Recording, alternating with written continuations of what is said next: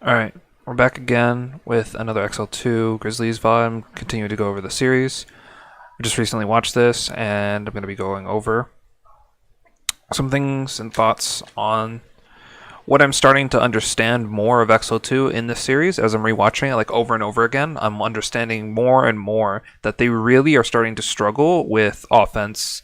I'm not 100% sure if this has to do solely with Flower, and maybe Mangachu offers a more vocal approach to the team, but I can see that they're struggling to have proper attacks and really utilize the heroes that they're playing. So, okay, I haven't watched a lot of Mei, but I can understand a legitimate strategy as to using Mei against whatever the enemy team might be running. So they might run dive, or they might run this Orisa counter dive, kind of stabilize, play the high ground comp. So you can do this, like his Mei wall, basically through the choke to allow your team to come up. But I think I'd like, if I was playing Mei, so whenever you're playing a comp, you basically want to utilize what you have as an advantage. So if you're running Lucio and the other team isn't running Lucio, you want to have fast rotations. So say in this comp, you would have Lucio. You have the option to either speed boost up here on the high ground and abuse the fact that they're going to have a slow rotate up here to get down to the point, and then you want to force a fight. And because you have Mei, I imagine you'd want to go up on the high ground and then have the other team, as they're trying to rotate away, Mei will halfway through and like pick off the stragglers who are left behind or whatever. Or you can go underneath, try to wrap around, get behind them, basically, and then have the faster rotate so that you're on the point, and then you wall off on the point, either the Orisa who comes on or wall before, and just get some progress on the point. So the Mei strat I don't think is bad. I think it's okay. But we're sitting on the stairs. Nene is walking under.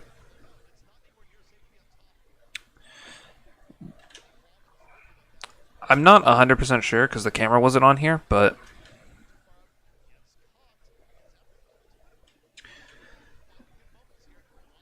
you want to abuse the Lucio, basically. So if you're running this dive, it's basically still dive. Mei doesn't feel the same point as Genji, but you do have this speed and attack people sort of comp. So you don't want to have these fights where basically they took too long, I think. So they have the Lucio speed. If we go back even further, they want to rotate. Okay, they're on the stairs, okay? So you understand where both teams are. Team is right here, other team over here. Tracers are dueling each other over here, okay? So it's 5v5 up on the high ground. What you don't want to do is allow the other team to lay their Orisa shield right here, and then have a fight on your side pushing into it straight in, and then just take this poke battle. That's something that you don't want.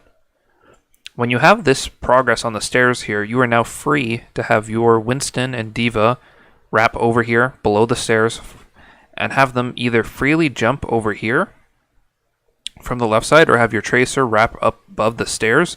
You now have a lot of room because they are positioned really poorly, and you can abuse the fact that they're really stuck here and they have to drop onto low ground that they don't already have like possession of, basically. They don't have control over.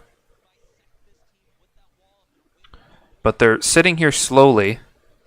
I don't know if they're waiting for the shield, but they force straight into them. And you can see right here, barely got to see the fight, but you can see the angle that they're forcing from. They tried to force everyone basically into the Orisa shield. It doesn't matter if they walled any of them off. They can walk here on the platform backwards to basically where the Mei wall doesn't have any value, if it did wall anyone off, in fact. So if you're going to be using this Mei comp, up here is not ideal for where you actually want to be walling. You want to split someone off in an area where it's like it's a defined room where you can get more value from the wall itself.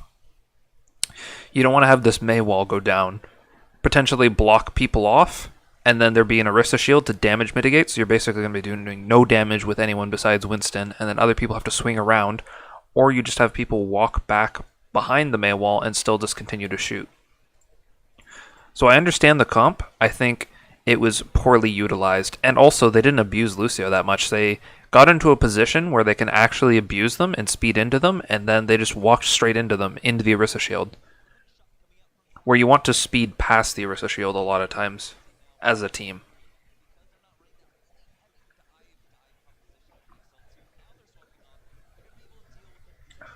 Swap the Genji here.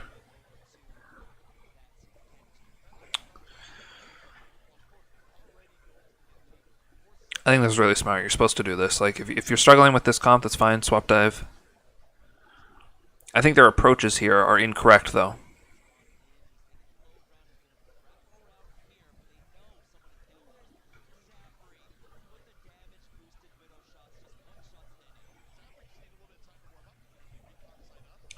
So, something to talk about here is basically the comp difference. So, a lot of times teams will run this comp, basically just have all these 5 characters, okay? And they won't have a tracer. They'll usually have a Junkrat. And if they do have a tracer, it makes the comp different. Because whenever you do have a Junkrat, you get this zone control. So walking in this area over here is really punishing because Junk can just spam it. And if there's any tanks or any squishies, they just get spammed, they get right-clicked. But whenever you have a tracer, it changes because now you're free to rotate in these areas and there isn't as much junk pressure. Also, diving from main onto the high ground isn't as punishing because you're just going to have a Widow shooting at you. And you can actually force dives on the high ground. So it's important to know the differences in comps because you play differently into them. So something that I always stress to my players is like, understanding what a comp is, and if you need to talk about it in game, if you need to like take 30 seconds to discuss what you need to do, I'd say that's more important than having these drive pushes that don't end up working because you don't know exactly what you want to do. You want to understand what their comp wants to do, and then you want to like punish it because there's going to be weaknesses in it. So like say this comp, if they're playing the high ground, you want to force a dive really hard onto them because they can't really run away once you're actually on top of them. And have dove into them, it's really hard for them to actually get away. And their spam isn't that good where you need to really worry about it. Like if you speed into them with a matrix, you should be fine. But whenever you have a team, so like the Widow is saying propped up here, if you go over here to try to dive around the high ground, she just walks over here. And then the time you tried to rotate and pivot over here, the Widow still is free to set up here, and she gets free shots on everyone, regardless of where they're standing. So she gets a lot of free shots. And she's yet to be pressured. This is the important thing. If she's standing behind a shield, she isn't getting pressured. So you have to decide, are we going to pressure the Widow? If we're not, then we have to understand that we have to play behind cover more often. And we had people jiggle peeking and peeking over here, and so someone got shot, and the fight gets reset. If we are going to contest the Widow, then we need to thoroughly contest her with multiple members because she's going to be getting protected. And because they don't have a comp to protect her and speed her away with Lucio, then we need to fight on top of her. But whenever we have this comp, we need to decide that before we go into the push because we don't want Tracer jiggle peeking into a free Widow so she can just land headshots or just kill the Tracer straight outright.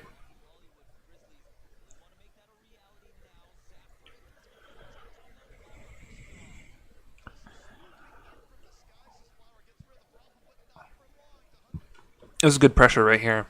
Flower makes a good play, but like it was an actual thorough dive on her.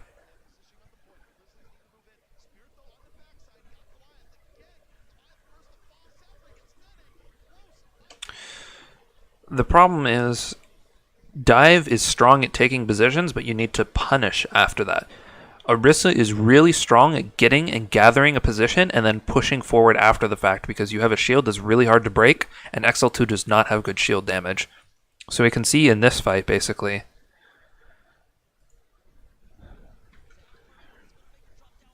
they get a good kill on Zapri. This is good. This enables them to make the rotation that they had before. So they had rotated behind, and now they have position on the point. And this comp on Grizzlies is now stuck in this little corridor. They can't really speed out of it. They have to fight out from it.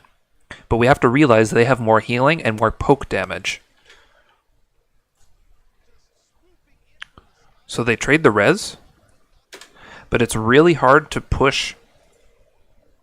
I can never pronounce his name. Peg, however you say his name. It's hard to push him out because you see here, there's only 2 people really hitting him. There's an Orisa shield damage mitigating, and the rest of the members have to play safe on the backside of the point. Yes, they're going to be getting progress soon, but you need to have this position where we're dive, they're not a stable team. They can't really rush into us, but they will eventually win the poke battle if he survives here, and they're able to like damage our monkey and then push into us because they will have more healing. And they'll have their Widow back up, so it's a 6v6, and they'll be able to eventually kill our Winston shield and just push straight out here. So we see, they survive. This is perfect for Grizzlies. They zone back a bit, this is fine. They give up a tick. But you see, as soon as they give them any room at all, they can now start to walk back. They've healed up. They've now got Orisa shield down. They can walk in, and XL2 will now fall apart because there's more poke damage. They don't have as much healing, so as soon as you get control of the point, you need to keep the consistent poke damage down, and then you need to force another dive. You can't sit there with a Winston versus an Orisa and just head bash each other, because they'll just eventually outpoke and they'll just push you in. Basically, they just need a second to regroup, heal up, and then they'll push into you.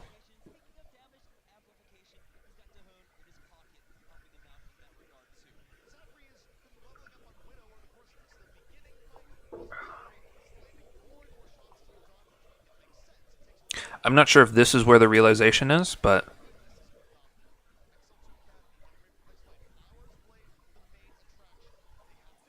this is good. Midnight has scouted the dive.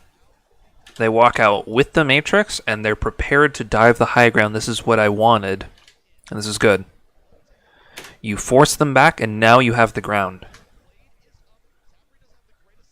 You see they're now super corralled into this area on the staircase, where they just now only have this area of the map. And everyone else on XL2 has freedom to dive now because they don't really have much pressure on them because the Widow is now put into this location.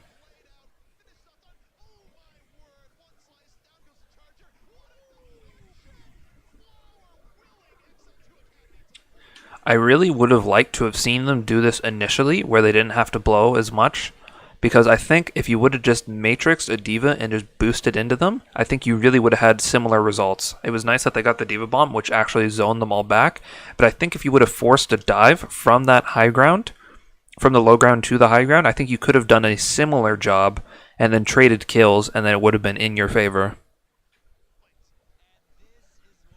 In XL2's favor.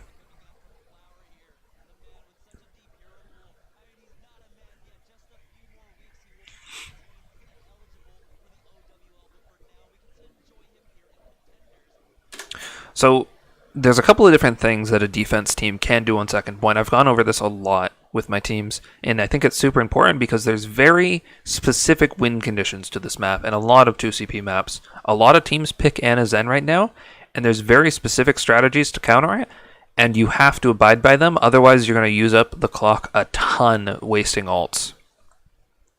There's a couple of different conditions that you have to meet.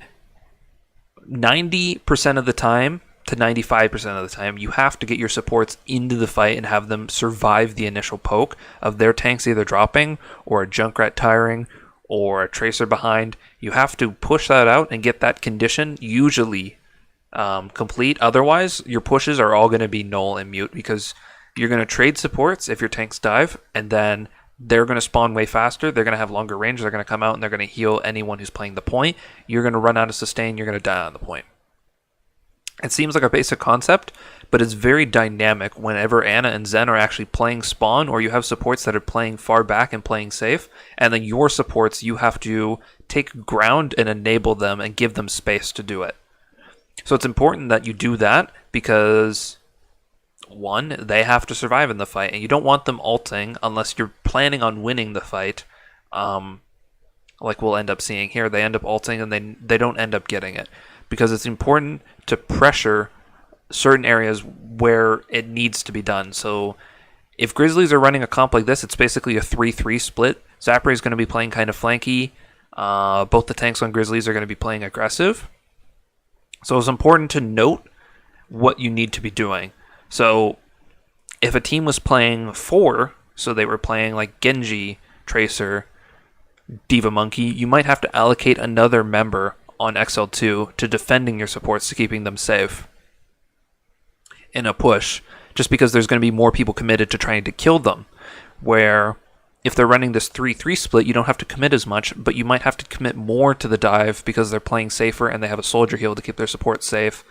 And there won't be as much threat on your supports. There'll be more threat on your tanks.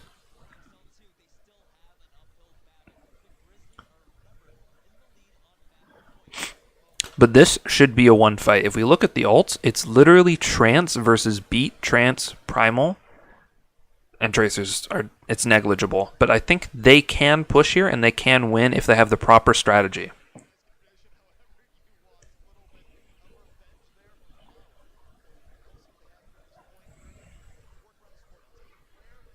Some note is that I've developed this is that whenever teams are set up on this pillar, a lot of times the tanks will default up onto this moving platform pillar, whatever you want to call it. And a strategy that I like to use is basically whichever way, we will have someone scout and recognize which way the platform is moving, because it's important to realize where the tanks will be. So a lot of times the tanks will default on top of there. So say we want to take top right. We would check and see where the moving platform is, and if it's moving to the left and it's past the midway point, then their tanks might be set up over here in this box. And if they're set up in this box, rather than being able to just drop off the high ground and not having to use any cooldowns to get up onto this high ground to contest our supports, they will have to use cooldowns, and that's something that we can use.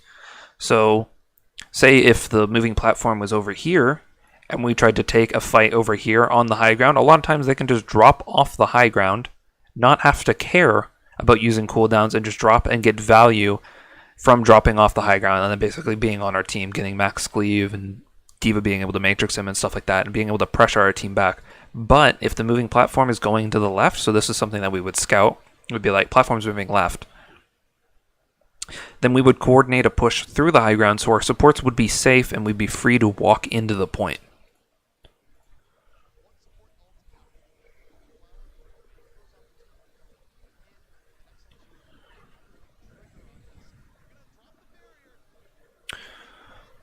So something of note here is just paying attention to what's being done here.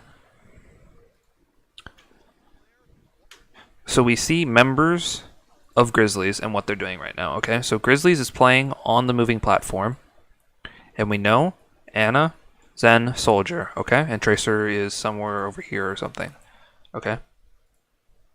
But we know tanks are going to eventually drop down, okay?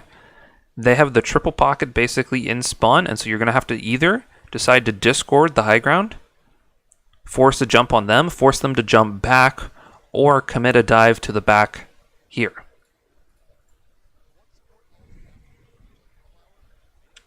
I can only assume the plan was to use beat and play aggressively to force a trance maybe, and then try to counter trance after the fact, but that doesn't end up happening, so we'll see.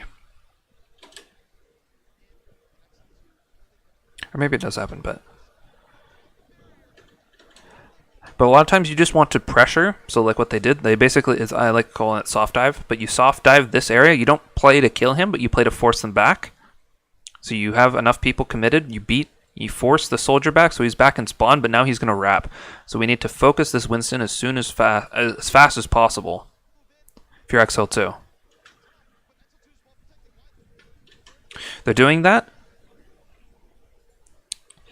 But Clone Man gets just like absolutely destroyed because the whole team, they walk back because they got dove, but there wasn't any pressure on them after the fact. So immediately they walk back out, he gets discorded, he gets sprayed down. Ideally, if you have the ult advantage here, I would have liked for him to prime ult. But now the trance comes out late from Goliath. It's too late. This push is done already. You lose all your dive pressure once your Winston's dead, because he's probably one of the most ideal people to zone.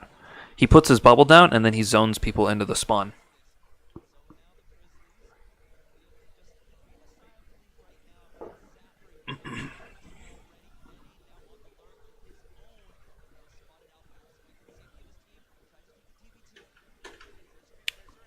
Okay. I'll go back. We can show where the tanks are. You can see tanks reset high ground. Spirit is standing near the spawn still.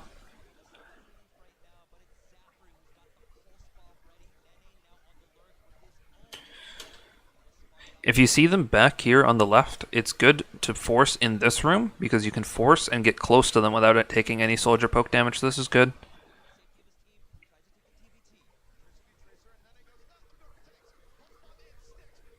It's a really good pulse. Goliath gets stuck though.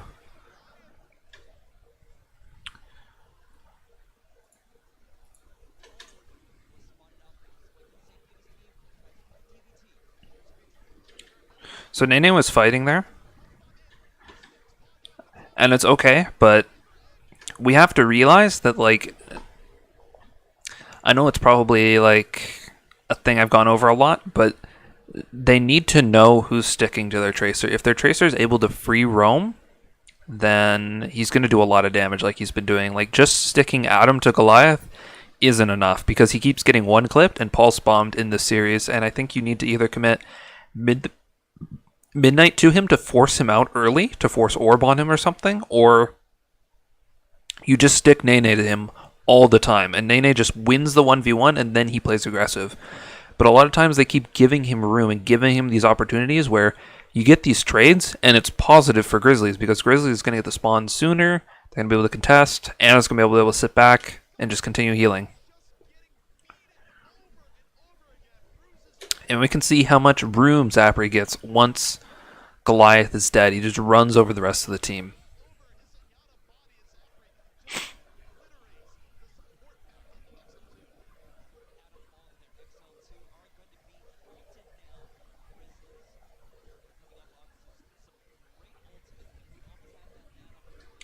So I was talking about this before, but it's basically understanding that Grizzlies has a 3-man unit that's going to play aggressive. XL2 is going to have a 4-man unit that's playing aggressive. So you sometimes need to stick one of those people back if you want to match that, because you want to force them out initially. So you want to force the Grizzly members to force the Tracer back to actually get healing and force her back so she doesn't have pressure on your backline. You don't want to give them the opportunity to trade supports. You always need to have the man advantage or the advantage where your supports are going to be living in these fights. Because every one of these fights that their supports die early, you do not get the win.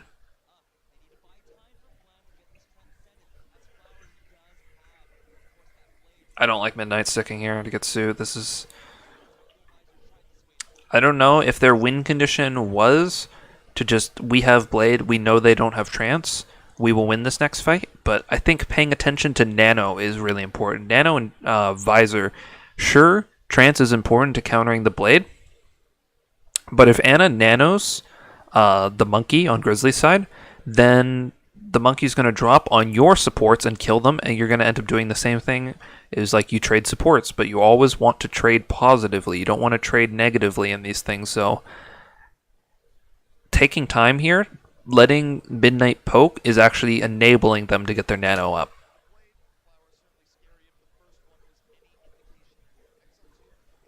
Grizzlies is just wanting to get their nano up right now. They want to give healing to Blam because he ideally wants Trance, but I mean, they're close enough where... Okay, that was... I don't know, on Grizzlies there's probably miscommunication with if he was going to get the nano or not, because he dives hyper aggressively. And they didn't have nano yet, so that was pretty bad, but I mean, that was their win condition, was basically nano the Monkey to win a fight.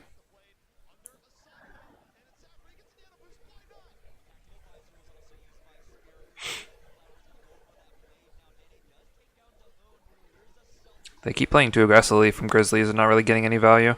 Really good kiting from XL2. Really impressed with that kiting.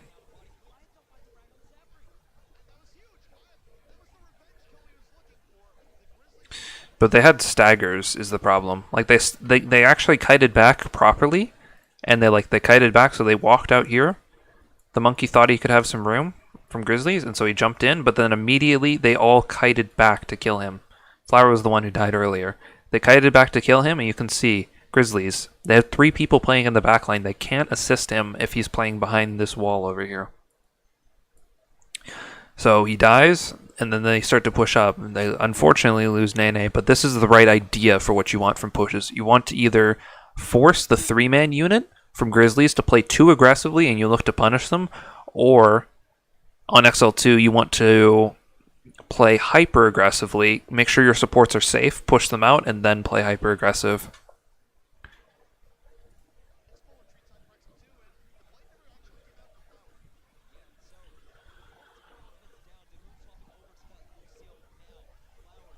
But this is the perfect win condition if you're XL2.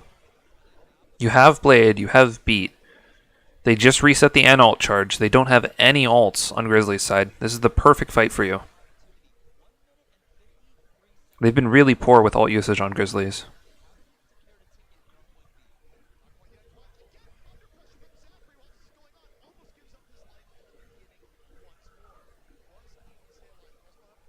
They push out slowly. They keep Goliath alive, and the push stays alive. That's the important thing. Keep Goliath alive. They give him beat. Now there's more freedom to dive because you don't have to protect him as hard.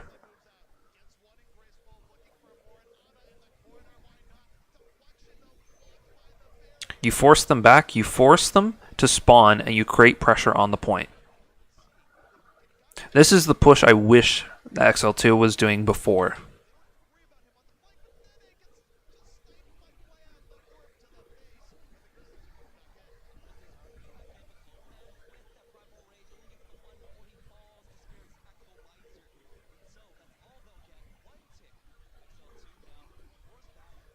They get a tick. They finally get progress. They make the swap. Okay, so they have to play differently now. I think that their approach there was good.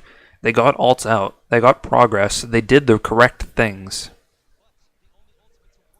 But now you swap comps. You have to play differently. Your strength is not in dive now, XL2. They're trying... Okay, when you play this comp, you try to walk up as a unit. Make sure your supports are safe. Force dives on targets that Soldier is shooting and getting low. Because the other team, you want to... Okay, so XL2 wants to take this high ground. They want to force out together, walk out together, and they want to shoot targets basically that are out in the open. So discord and shoot things, and if you can, then you dive on it with the other units. But you also want to have either Tracer play the mirror so that your high ground is stronger, and then you try to just force them away and then take point once enemy players are either in spawn or just sitting back trying to get healed, or you commit Tracer to flank behind and basically buy time from the Ana or the Zen and basically get them to not be useful in this fight, and then you try to get more usefulness from your Soldier. So I think it's important to distinctify what you want to do. So it looks like they're trying to prioritize high ground right now. Create room for Flower to shoot things. But when Nene is not mirroring their Tracer, Zapri is able to flank behind.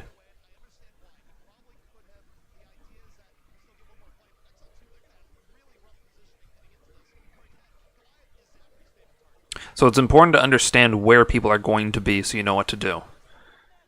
You don't want your teammates to basically be surprising you with their actions. If we know Nene is going to be flanking, I know this is probably like very nitpicky, but with communication you need to prioritize these things because you need to know where your teams are going to be so you know the plan that's going to happen. If he is flanking and trying to pressure the Ana, you need to have more protection on your high ground.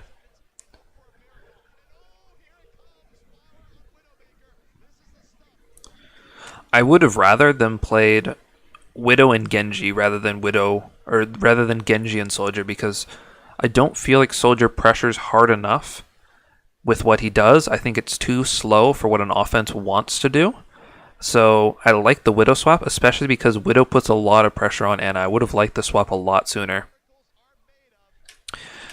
Because Ana ends up playing these positions. You can see right here. We have Widow set up main, and we have an Ana set up basically in her optimal spot would be over here, over here. Widow can set up angles where basically you can force the Ana back and force the enemy team to jump into the Widow to pressure her. You force the enemy team into you, then you kite back as the Widow team. Just force the enemy team into sight lines where the Ana is no longer that powerful. And then you also zone her by just putting shots onto her. But I mean, they're too far gone at this point. They don't have the ult charge. It's really hard for them to force in, so it's really not a lot they can do. So we'll continue to watch. I think XL2's offense is where they've really struggled, but I think defense is where they've really shined. It seems like they know what to do on defense, where offense they've kind of struggled on knowing what to do. But I think that's because defense doesn't require as much communication where offense does. I really like this from Grizzlies. As soon as they see the Junkrat, insta-swap. They know they need to dive.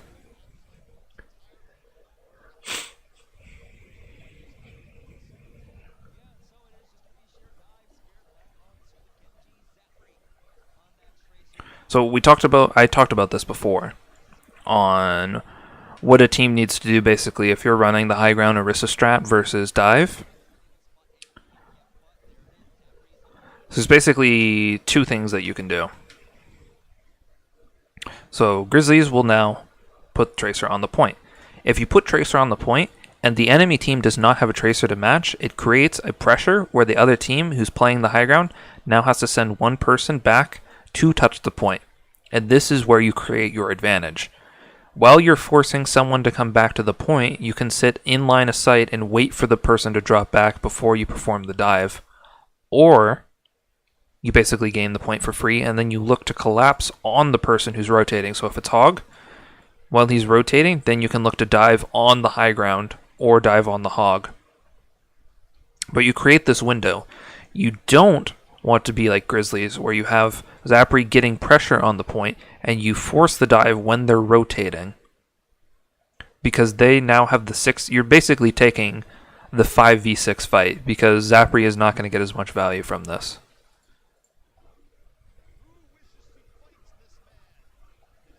There's a chance you get the tick, but you can see the damage has already been done to Grizzlies. They have so many low players because they forced the dove whenever Zapri was behind them. If Zapri was going to dive, then he just flanks around underneath or just touches the point and then wraps underneath to actually wrap on them. But with the approach that they had, they didn't do either. They wanted to put him on the point to pull pressure back to the point themselves and create like a dive advantage on the high ground, but then they dove while they were like creating that advantage, which became a disadvantage to them.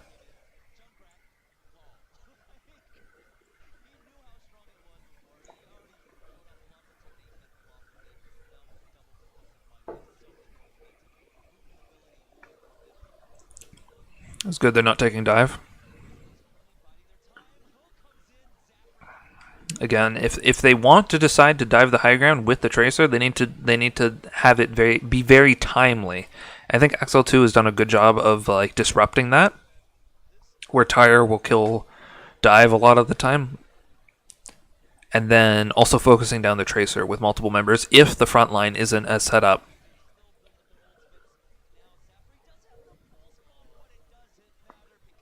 They've done a really good job of shutting him down.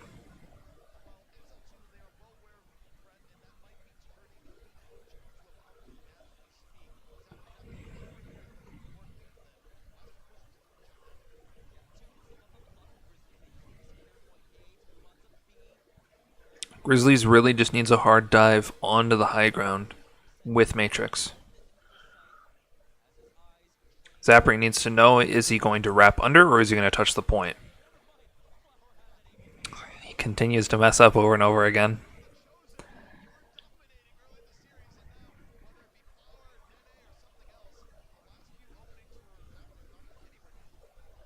XL2 is doing a good job. They know that the Tracer is going to be creating the advantage here, so they're just straight up always focusing the Tracer. Flower's the only one paying attention to holding the choke, really. It's Flower and Clone Man, really. They're just spamming. Okay, Zapri goes to touch the point.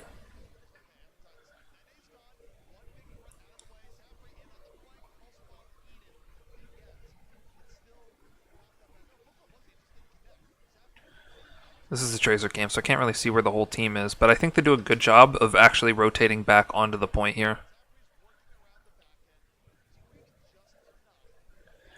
There's not a lot you can do on XL2 side once you have the Orisa comp and you've actually been dove. You kind of just have to like gather yourselves, try to out-heal it, and walk back and take some ground.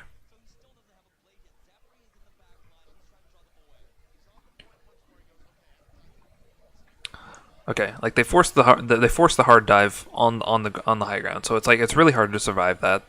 They end up double support ulting. They'll get a res here. This is all right,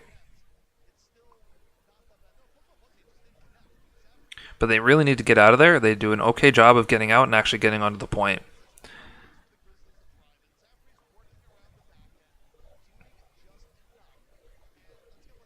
I think they did an okay job of buying time, but part of it is realizing like once you've hit a point, then there's like really nothing more you can do.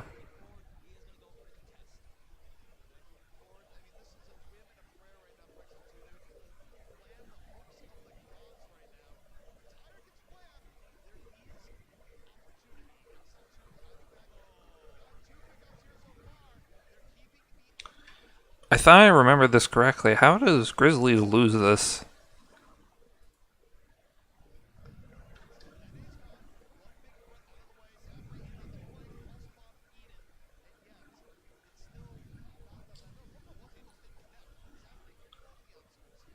Did they lose anyone? They lose Spirit early, okay.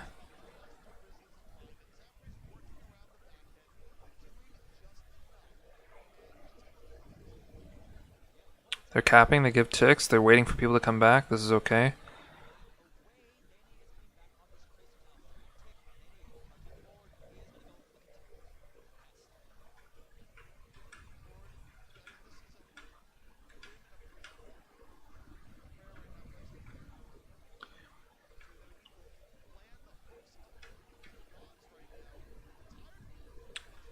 I think this tiger is actually huge from Flower. Okay, they end up playing like super duper split, but Grizzlies at this time they really want to force a dive. So this tiger is actually mega mined. Like it forces them to split up, and so it weakens their dive. Spirit's still coming back, so they don't have insane dive pressure. Sports is saying split from the tanks, so the tanks aren't getting as much healing because the Lucio is not there. And XL2 is playing a slow, sustained fight where they gave up ticks and they're waiting to recontest with the full team.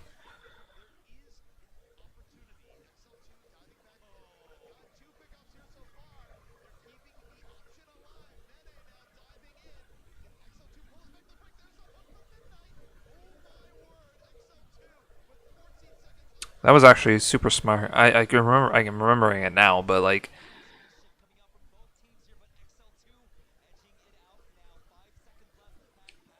yeah, Peg can't touch the point. Unfortunate. Okay, so XL2's defense is actually spectacular. Like they make a lot of smart decisions right there. That was excellent planning and understanding what the tire was going to do with the creation of the space. So that was actually like huge. But their offense needs a lot of work because I think other teams are going to have similar strength and defense to them, but they're going to be able to have strong offenses and they're going to be able to abuse XL2's incapability of capping points. So XL2 really needs to focus on offensive planning and using their ults and playing to the win conditions of the enemy comp, so understanding what they want to do and then punishing that with their own comps.